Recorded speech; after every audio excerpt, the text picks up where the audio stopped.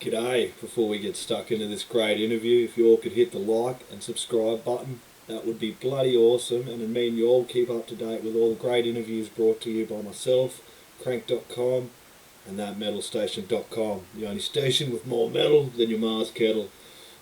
Cheers, guys.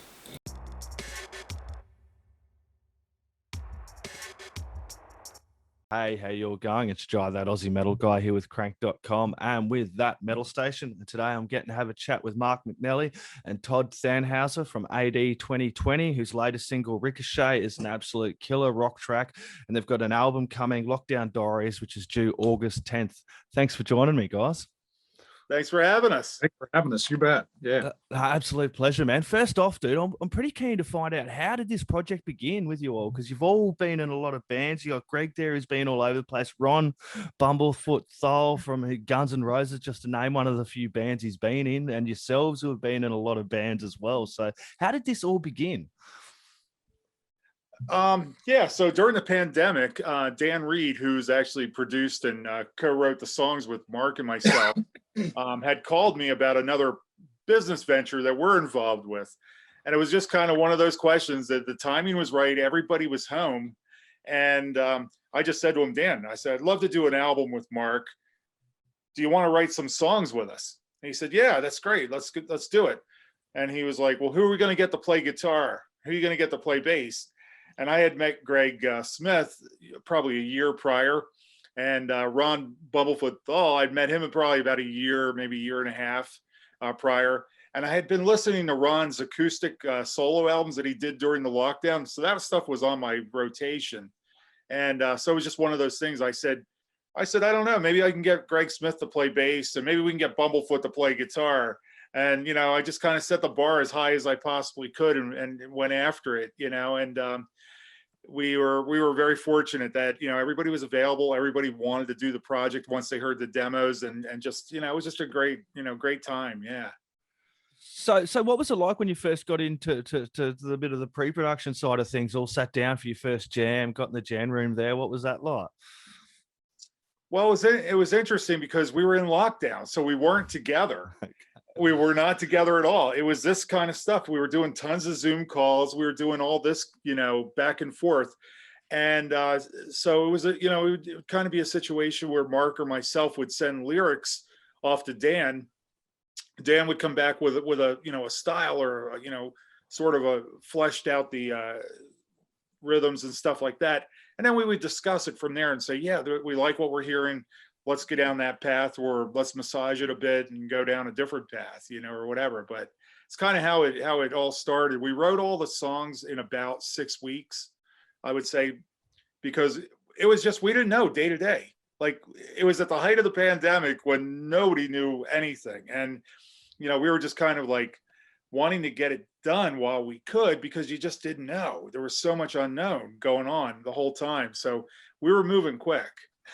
Yeah, there's a lot of unknowns. Australia's recently been thrown into lockdown as well at the moment. Most of Australia is actually back in lockdown, which is a bit of a weird time. And I've spoken to a lot of artists that have had to try and make music through this 2020 and now 2021, and being such an unsure time. Did this affect like your songwriting at all, Mark, or with your lyrics or anything like that on any of these tracks, or?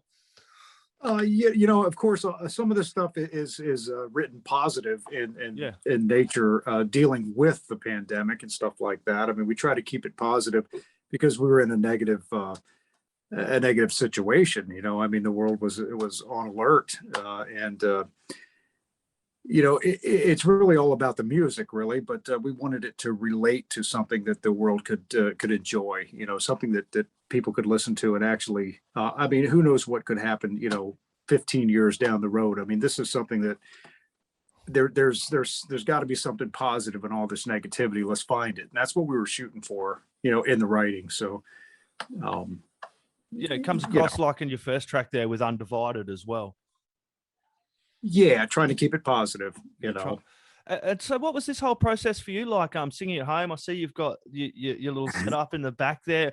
How was this process for you, like doing that at home? Was it an easier process, or did you find it harder doing it like that, or what? Actually, you know what? It was the technology thing Yeah. for me, because I'm not real big on a lot of the technology. I mean, I'm catching on, but I'm old school, man. I'm a rocker. I'll put all the stuff in the band room. We get together, we jam out, and we learn the songs at high volume, low volume, whatever. You know, as long as we're having a good time. This was completely different for me. This was something that I had to adapt and adjust to. First of all, I had to figure out the technology. Once I figured out the technology, I had to figure out how we're going to communicate, how we're going to write a song. And having that in motion, I mean, Dan would lay down a track, an instrumental track, and then I would lay some melody line over top of it. So I had to get my recording stuff together, my home recording, just to get a way of communication. I had to figure out how to send the mass files, the large files, the wave files that hash down stuff, stuff like that. I mean, I'm used to MP3 movement, but it was a whole different ball game, I mean, so I mean, I caught on quick. I have some experience there, but not a lot. So I caught on pretty quick, and we were able to transfer files, and with time zone differences made it even more complicated. I would receive a track early in the morning, and then it would take me, a few hours to actually work on it. And by the time I got it back to Dan, it was, it was 2 o'clock in the morning his time, so those things. So dealing with all that, but overall, we were able to create a demo, and then rather than recording it here, I actually took it down to took the vocal to a studio, a professional studio down in Pennsylvania toward Philadelphia. And there I was able to record better tracking, better vocal mics, better room, better sound. This is okay. My surrounding environment is okay for, home use, just playing around, maybe working on a demo or something. But that was fun down there. Do you think it helped? Do you think it helped with the band AD 2020? Because you were all kind of all over the place. Do you think that actually helped learning to use this communication and this technology to going forward with the band as well? It's amazing. Yes, it helped me a lot, because I mean, it's amazing how creative you can get when you're in your own environment and you're not being forced to have to, hear all the opinions. You can sit and think them out yourself, rather than and then collaborate later. Really put your best foot forward and get it while you can in your own environment, and then collaborate later, or get feedback later. Especially, the feedback that I was getting from, say Ron or Dan, or, any of the guys involved. I mean, that's valuable to me, because those guys have been through this over and over again throughout their lives. And it may not be nothing for them, but it's a lot for me, because it was really exciting to actually hear the feedback that they were getting, whether it be positive, creative, or even negative. I mean, and it was all good. Yeah. Can you tell me a little bit about the recording process? So how did you do the recording for this album then? Tell us about how did that go? So I cut my you want to cover that? Okay. Yeah, I'll jump in. I cut my drum tracks in September of last year. I was the first guy to go in. So we had the rough demos that we did. And I went in September, first, second week of September, and laid down my drum tracks. And I did 7 songs. We did 7 songs on the album. I did 7 songs in about 2 days, start to finish. And it was just long days, man. I mean, just like take after take to get them where they needed to be and everything. So I did my part in September. And again, it was kind of funny, because we had Zoom calls. We had a lot of calls with different people. And me, I was like, can we do this in 3 months? Can we get this done in 3 months? Because I move pretty quick when I get down to things. And I thought, everybody's shaking their head. Yeah, we could do this in 3 months. Well, here we are. It's almost a year from when we first started recording the album, and the album's just coming out finally. But we didn't want to rush anything. We took our time with everything. But yeah, I started in September with the drums. Mark came in after me and laid down his vocals toward the end of September. So we both used the same studio. I was down on the sessions when Mark cut his vocals. And then from there, everything was turned over. And Greg Smith, who lives about 2 hours from Mark and myself in Pennsylvania, He laid his bass tracks for the most part. Those were all done next. And he did those October into November, I think. And then kind of like late October, November, December, Dan Reed laid his backing vocals, his guitar tracks, and that sort of stuff. And then it was kind of like November, December, Ron Bumblefoot Thal laid most of his guitar solos. So we were looking at Undivided. Undivided, kind of the theme of it, kind of had like a 2020 theme to it. And I kind of looked at it like, man, this thing has a life shelf, or shelf life rather, I should say, that, we want to get this thing out if we could somehow. And we planned on sending it to Abbey Road to be mastered. Okay. Well, what I didn't know that the whole business shuts down at the end of December for 2 weeks. We don't do that in the States. In the UK, they do. So we were already halfway through December when I reached out to them, and they're like, we can't even touch that till January. So as it turned out, we ended up getting that single mastered here in the States.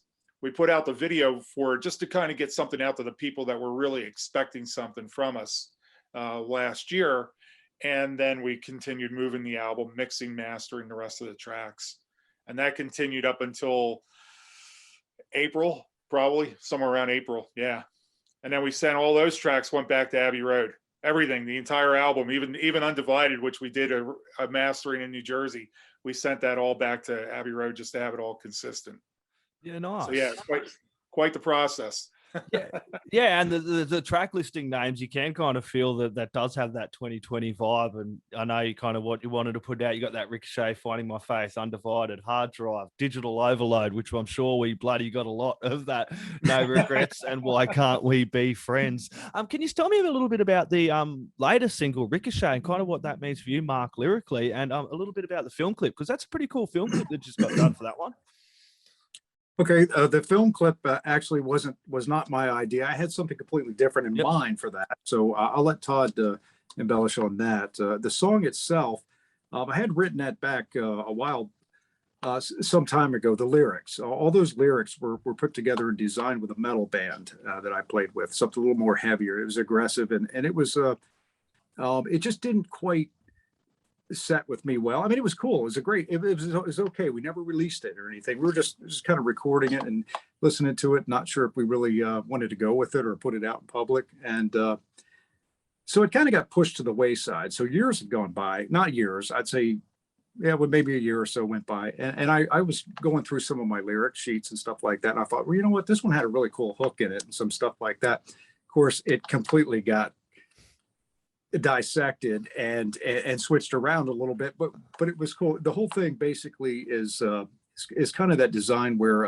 the world tends to bring you down. It's always pushing you down, and the idea is to find the way to to ricochet off of those negatives and find those positives, and to keep moving forward. And that's kind of what the song is basically about. It's like even though the pressure's on, the world's against you, you've got to, there's a reason for it. It's nice to see it, nice to learn from it, but we're going to move on to this because we're looking for something greater. And that's kind of what the whole meaning of the song is about as it flows through, lyrically speaking. But it's no longer a metal song. Obviously, it's not that heavy anymore, like it once was, but and it is completely different. It's just we use the lyrics for it, most of the lyrics for this new version of Ricochet. Yeah, and it's a cool track. I did get that when I was listening to that as well, kind of bouncing off some of the problems and not getting stuck in and dwelling into those issues that we've had in 2020, I know, and through into 2021. A lot of people have been having mental health issues and problems and just kind of getting stuck in it. So songs like this with that positive meaning to it are really good and did connect with me. So that was really cool. Good. Cool. Yeah, that's great. It is good to hear, and that's the whole key right there. I mean, it's like we just wanted to have it. And I was thinking with the video, as far as the video is concerned, I was kind of thinking like a pinball machine kind of thing, where the balls are like human souls, moving out. And I had this crazy idea, but it would take so much to make that happen, you know. So Todd came up with this idea of a Western theme, which Well, I it thought was funny. It was funny because again, we weren't collaborating. We weren't in the room together Yeah. to talk about things. So Mark had the lyrics and he sent them to Dan, and we came back with it. And Dan had actually went and programmed, you know, a really cool drum pattern for most of the songs. So when I was listening to the demo, I said, okay, I'm going to keep that feel of the song. I'm going to add some things of my own in it as we're going through it. So almost from day one, I just kind of focused on the music more so. And to me, it always had this sort of Southwestern US Western theme to it. You know, I could picture, you know, spurs and some tumbleweeds, you know, rolling through the desert. And that's what was always in my mind when we did it. As a matter of fact, in the middle of the track, there's little cymbal hits that I do that kind of sound like bullets ricocheting off of pieces of metal. And so I always had that in my mind. And it wasn't until we were into the video, we started the video and started moving forward. And I thought about it. I wasn't really thrilled with what was coming back from the first round of video edits that I saw. I wasn't really thrilled. And I went back to Mark. I said, well, what's the song about? Now's a good time to ask you that question. And he said, you know, he gave me the whole explanation about pinball, cosmic pinball, and more so inner soul. You know? yeah. But I was like, you know, we've got to work with you know, ready-made film clips and stuff, and I searched for cosmic pinball and they didn't have it, so we had to move forward with the Southwestern theme, you know. But so that's kind of how that all came together. It came out good though. With that instrumental side, I did get that country western kind of little bit of rock theme in there as well.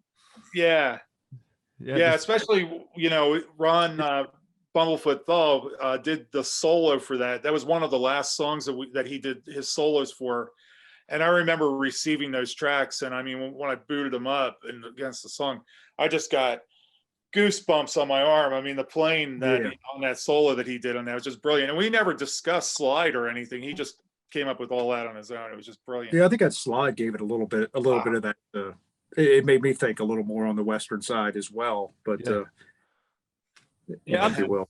With this album, I've got to ask, guys, I know it's like picking a favorite child, but do you have a track that stands out for you that's like as a favorite for you guys? I have, yeah.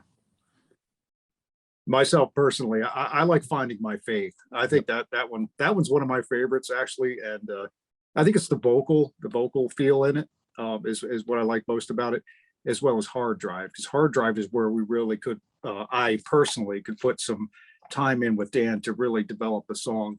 And I had a one-on-one with Ron in the writing of the, you know, the passages of the lead. You know, we just talked a little bit about it. Made it a little bit more personal for me.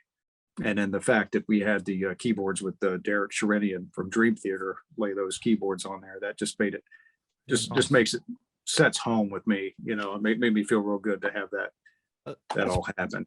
That's pretty cool. How'd you get him on board? That would be with Ron. You know, Ron's connection. Yeah, of course. You know, it is cool. Yeah. I had met Derek right around the same time that I met Ron, and we weren't going to do a lot of keyboards on the album. There's a good mix of keyboards on it now, but in the beginning we weren't going to put a lot of keyboards on them. And then we were kind of talking. Ron and I were talking one day, and he said, "Well, look," he said, "I could probably get Derek to lay some tracks." And I'm like, how can you refuse that? So I was like, right. All right, let's pick a couple songs that could benefit from some keys. And we sent him over. And so, yeah, he ended up guesting on 3 songs. And, you know, again, he just blew it out of the park. I mean, like the exact right type of patches for everything. I mean, I think we sent one edit back to him, one real small edit, like fix this one little thing, and out of the 3 songs, and that was it. I mean, I think we gave him the tracks on a Saturday, and by Monday he had the songs done. So yeah, it was just great. Yeah, I don't know. I mean, my favorites, it's hard to say. I love them all. Yeah. I can't pick. It's like, how do you pick, you know, your favorite child? I know. Yeah, it's really hard. I don't know. I want to hear once the album's out, I guess that's going to be my question is, you know, what is your favorite song? I don't. There's personalities in every one of these songs, Yeah. and and I'm attached to every one of them. So yeah, I can't pick one. That's Yeah, good. the one thing, they're all different. They're all different. They're not the same. There's, there's pieces of a different style in each one of them. They all have, they kind of stay in uniform, but I think there's elements of a lot of different stuff going on there. Yeah. Makes them all individually different. Yeah, I noticed that as well. With this, are you guys looking to play live at all? Like, I know the restrictions are all over the place, and it's hard to book shows when you don't know if they're going to go ahead or they're going to get canned. I'm not sure how the scene's going over there in the US with the live scene, but over here in Australia, we've had shows booked, and then everything goes into lockdown, and the whole music kind of live industry shuts in. Like the recent, we've just recently been locked down, as I said, here in Australia, but yet we could have 30 odd thousand at a football game last weekend. You know what I mean? It just okay. it seems really weird. Yeah, no, that is. Yeah, I mean, it's interesting. I mean, things are opening here in the States. It For me, it was nice to just have a break. And like, I really haven't had a break because I worked through the entire pandemic and then I worked on the album as well. So like, I'm starting to see the light at the end of the tunnel. Once the album's out, I'm starting to see, okay, now I can take a breather for a bit. But I'm thinking probably November. Like, I've been practicing the whole time, the entire lockdown. I've been playing and practicing the entire time.